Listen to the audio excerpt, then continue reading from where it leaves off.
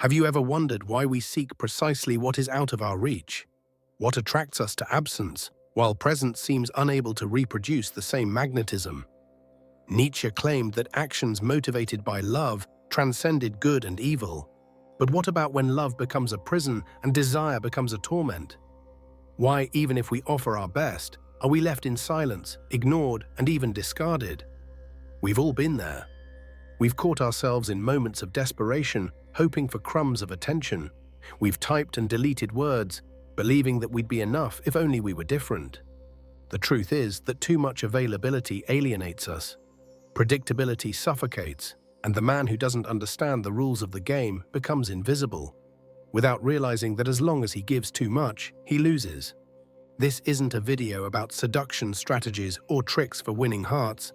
It's about something deeper, more raw, and above all, more real. The theme here is the silent power of the man who has had enough, the man who doesn't beg for attention because he has become impossible to ignore. If Machiavelli were alive today, he wouldn't be talking about wars between nations, but about the invisible games of affection, about how power today no longer lies on thrones, but in the steady gaze of those who don't turn away. In a world of need, he who knows how to hold back becomes irresistible. Now you'll hear 5 principles. These are no ordinary rules. They are subtle, hard, and liberating truths. They won't teach you how to conquer women, but they will show you how not to have to conquer anyone. And when you do, you'll see that the greatest power there is that of a man who has already chosen himself. Breathe deeply. Silence the chaos around you for a few moments. What we're going to explore now isn't a simple attraction guide. It's a reflection, and this mirror has no mercy. You did everything right. You responded quickly, you were attentive, you texted her good morning and good night. You asked if she was okay, and yet she disappeared. That's the starting point for the abyss, the beginning of one of the greatest paradoxes of the female mind, and of ours too. The belief that kindness, when offered in exchange, generates desire. But it doesn't. It generates security, predictability, and slowly kills what sustains eroticism. Pay attention, there is a great disparity between being good and being simply harmless. A man of character conveys respect through his gaze, even when silent, without the need for words. The harmless man, on the other hand, desperately seeks approval, like a hungry animal trying to get attention. As difficult as it may be to accept, the human mind is not interested in what is taken for granted. It seeks what puts its peace at risk, what challenges its pride, what escapes predictable logic. Carl Jung dealt with the feminine power complex, a primordial force that seeks in man the ability to endure, contain, and also provoke. That's the secret. A woman isn't attracted to someone who bows down at every turn, who surrenders to her every emotion. She tests him, challenges him, pushes him to his limits, because she needs to realize that what she finds in front of her is not vulnerable, that it doesn't break easily. A man who submits too much loses his identity. On the other hand, a man who presents himself with integrity, without reservations, reveals himself in a way that already leaves the mystery aside. And there's nothing more uninteresting than what's already predictable. Have you ever noticed that women are rarely attracted to those who respond promptly, who compliment endlessly, who have no differences of opinion? They are more attracted to those who disappear for days at a time, who respond enigmatically, who make them question their own worth. You can resist this reality, or you can choose to understand it and rise above it. Deep down, desire feeds on asymmetry, and true love is born when symmetry breaks down. There is no attraction when everything is clear and visible. Seduction needs a certain mystery. Imagine a book you've read several times. Although you like it, reading it no longer gives you the same chill in your stomach. Now imagine a mysterious book where every time you open it, the pages seem to turn. That's the man who knows the difference between giving himself completely and letting himself be consumed without limits. The turning point is this. Kindness becomes attractive when it is a conscious choice by someone who also knows how to be impenetrable. When it's practiced by someone who doesn't fear conflict, who doesn't beg for acceptance. And women feel this, even if they don't know exactly why. The man who doesn't see himself as a prize, but as an inverted reflection of what she desires, is the one she will pursue. In essence, men are looking for someone they can be vulnerable in front of, someone who is both inaccessible and close, mysterious and real. But for someone to kneel before you in a metaphorical and emotional sense, you need to abandon the position of submissive. This may seem implacable, but love that doesn't come from true admiration turns away in compassion. It's not about being indifferent, distant, or cruel. It's about being whole, looking into her eyes and not needing validation to feel complete. It's about not loving in order to be loved, but you are already love itself. When this settles in your mind, everything changes. You stop striving for attention, messages, and reciprocity. You get up from the illusion that you need to win someone over and start walking with the confidence of someone who already knows your worth. The secret lies not in how much you offer, but in how much she wants to experience what is still in store. And when you reach that point, something happens. She starts chasing, but not because of manipulation, but because you finally become impossible to ignore. There is a silent force which doesn't show itself, doesn't ask for permission. It enters an environment and changes its energy. Have you noticed this? The presence of someone who doesn't need to say anything, but still attracts glances. That's invisible power. Perhaps you've never noticed that this magnetism is related to your ability to be unpredictable. Not a chaotic unpredictability, but one that comes from an internal self-sufficiency.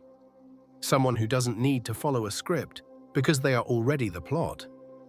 When you start out, you imagine that the woman wants stability, regular messages, constant compliments, uninterrupted presence. But all this only works in the logic of the rationale. In the field of desire, what really catches the eye is the unpredictable. Desire arises from what is absent, from what remains a mystery. As Michel Foucault said, power is not something that is acquired, but something that is exercised. And in seduction, this power is not revealed by constant presence, but by the ability to disappear and return without explanation. Unpredictability, then, is what keeps interest burning, because it breaks down expectations. And that's where brain science comes in. Anything that deviates from the standard, that defies expectation, activates a primitive part of us. The need to understand, to decipher, to conquer. Want an example? That guy who sends flowers at the beginning, who always says good morning at the same time, who likes every story with the same reaction. He thinks he's charming, but in reality he becomes predictable, like an instruction manual, useful but without any emotion. Now imagine the opposite, the person who pops up with a mysterious message after a few days away, who posts something intriguing and then disappears again, as if indifferent to their own charm. He's not necessarily the most handsome or the most intelligent, but he's the one who sticks in your mind the most, because your brain can't fit him into a pattern, and the more you fail to understand him, the more you're attracted to him. Machiavelli said that the key to desire lies in never giving enough, always keeping the other person waiting. He was talking about elegance, intention, and precision, and so desire is established. The most important thing, she engages in the process. Mind you, it's not about feigning disinterest or creating mind games to dominate the situation. It's about presence with pause, intention with silence, showing that even though you are involved, you remain in uncharted territory. Antonin Artaud said that true seduction is disturbing. It challenges, it disorganizes, it takes the other person out of control, and when it does, it's addictive. So if you want to be remembered, be the break between certainties. Be the man who doesn't deliver the whole script, but offers clues, fragments, and echoes. What do you say? Not much, but when she does, she pays attention. What do you post? Rarely, but when she does, she stops to look. What do you offer? An experience, not a guarantee.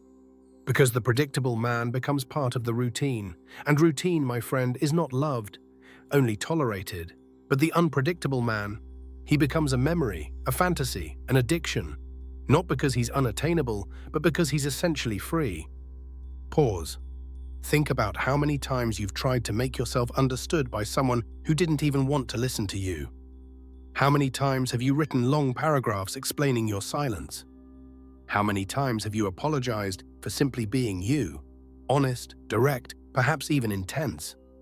And in the end, what changed? Nothing, or worse, she drifted further away. Why was that?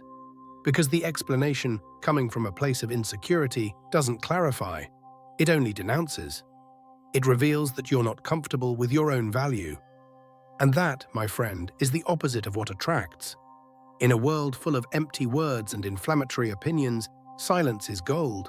The man who masters his silence, who doesn't rush to fill the void with words, becomes fascinating. Not through contrived mystery, but through true restraint. Machiavelli said, "It's safer to be feared than loved when you have to give up one of these options." You can even reject this, but go beyond the surface. What he's suggesting is, being respected is more powerful than pleasing, and respect is born of firmness. The ability not to bow to every wind, not to justify every noise, not to try to convince anyone of anything. Notice what happens when you explain yourself too much. You cede territory. You hand over control of the narrative. You allow the other person to put you on the emotional trial, and there you will always be the defendant. Always. She asks why it took you so long to answer. You panic. "I'm sorry, I was busy. I really thought about you. My day was a rush, but I liked talking to you." The story begins with an exchange of words that defies expectations. When you say, without haste, that your time has a value, she reacts. The impact of this response is not immediate, but something inside her changes, with a silence that carries more weight than any ready-made sentence. This phrase is not a rehearsed response, but an intrinsic truth that you express. It's not about showing off, but about standing firm in what you believe in. Your presence is not negotiable, your attention is not given without choice. In a world where many are molded to fit in, where her gaze is enough to make most turn off, you stand your ground. And that's what scares her so deeply, because you don't bend. In a society driven by acceptance, you choose authenticity, which creates a tension that goes beyond misunderstanding. You become more than just a man. You create a space where your identity cannot be erased by a look or undone by words. You position yourself as someone who prefers to be misunderstood, if that's the price you pay for being genuine. And that, she realizes, is rare. Freud teaches us that the truth disguises itself, and the incessant search for approval is a symptom of this. Many people today crumble trying to please everyone for fear of being seen as cruel or self-centered. But true love doesn't come from trying to please, but from the solidity of someone who knows who they are, even when they're wrong. This confidence in yourself, free of excuses, creates something different. You don't become a wall or an emotional wall. You just understand that the need to explain yourself all the time reveals the doubt of someone who doesn't believe in their own validity. And she feels it. The moment you keep quiet, not out of disinterest, but by choice, she feels the difference. She may even be irritated by this momentary silence, but somewhere inside her, admiration grows. Because you are the riddle she wants to solve. And no matter how hard she tries to decipher you, you remain something that eludes her. Desire arises from this inability to be reduced to a simple explanation. As Oran wrote, the obsession with clarity is the weakness of those who fear being misunderstood. And when you stay true to yourself, even in the face of discomfort, that's when true desire begins to form. Sometimes you have to allow yourself to be misunderstood. Let them think what they want, because your truth is not something that needs to be proven. It imposes itself silently, without the need for explanation. And if they don't understand, that's fine. Your truth isn't meant to be understood by everyone, but so that you remain upright, even in the face of misunderstandings. When you finally stop explaining yourself, you begin to be heard in a way that seemed impossible before. There's a type of man who never chases. He walks slowly, with a quiet presence, observing in silence. He chooses where he is, and paradoxically, he is followed with his eyes, remembered with affection and desired without effort. This man does not seek to seduce, because his very life is already irresistible. He is the attraction itself and doesn't need any tricks or strategies to conquer. His whole life is seductive. But there's a secret that few know. To reach this point, you have to die first. Not the body, but the character.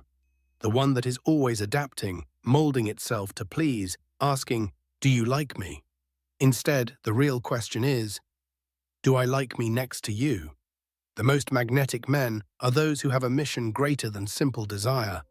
They are not always available because they are building something that transcends any external expectations. This man, who lives with purpose, who gets up each day with a goal greater than the desire to be loved, becomes irresistible. Nietzsche spoke of the free spirit, the one that doesn't bow to external pressures but creates its own values. This is the spirit you should cultivate.